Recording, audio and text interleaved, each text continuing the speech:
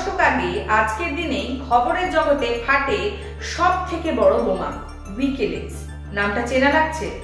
মার্কিন কূটনীতি জগতের সব থেকে বড় পর্দাফাঁসের ঘটনা ঘটে এই আজকের দিনে।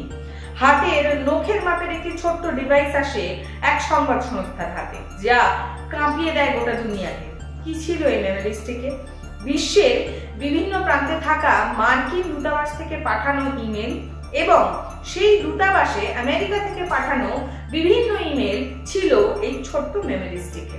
এই ইমেলের মধ্যে প্রকাশ্যে আসে কিভাবে বিশ্বের শক্তিশালী দেশ এবং আমেরিকার বন্ধু ও শত্রু দেশের সঙ্গে সম্পর্ক রাখে আমেরিকা। কোন কূটনৈতিক চালে অন্যদের মাত দেয় আমেরিকা, সেই সমস্ত তথ্য সম্বলিত প্রায় 2,51,287টি ইমেল আসে প্রকাশ্যে। মূলত আমেরিকার একেবারে টপ সিক্রেট ক্লাসিফাইড তথ্য চলে আসে খোলা হাটে। এমনকি এতে প্রকাশ্যে আসে বিদেশি সরকারের সঙ্গে আমেরিকার দুর্নীতি, আমেরিকার ইন্টেলিজেন্স এজেন্সির বিভিন্ন কার্যকলাপ, এমনকি মানব পাচার ও আন্ডারকভার অস্ত্র লেনদেনের তথ্য।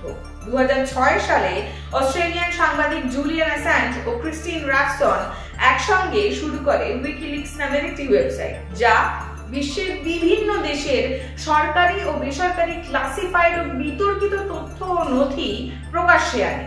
এই ঘটনার পর 2012 থেকে 2019 সাল পর্যন্ত ব্রিটেনের দূতাবাসে রাজনৈতিক আশ্রয় ছিলেন অস্ট্রেলিয়ান সাংবাদিক জুলিয়ান অ্যাসাঞ্জ।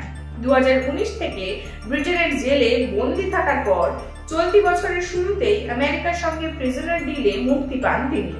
দেশে ফিরে ইতিমধ্যেই আদালতে ক্ষমা প্রার্থনা করেছেন অ্যাসাঞ্জ।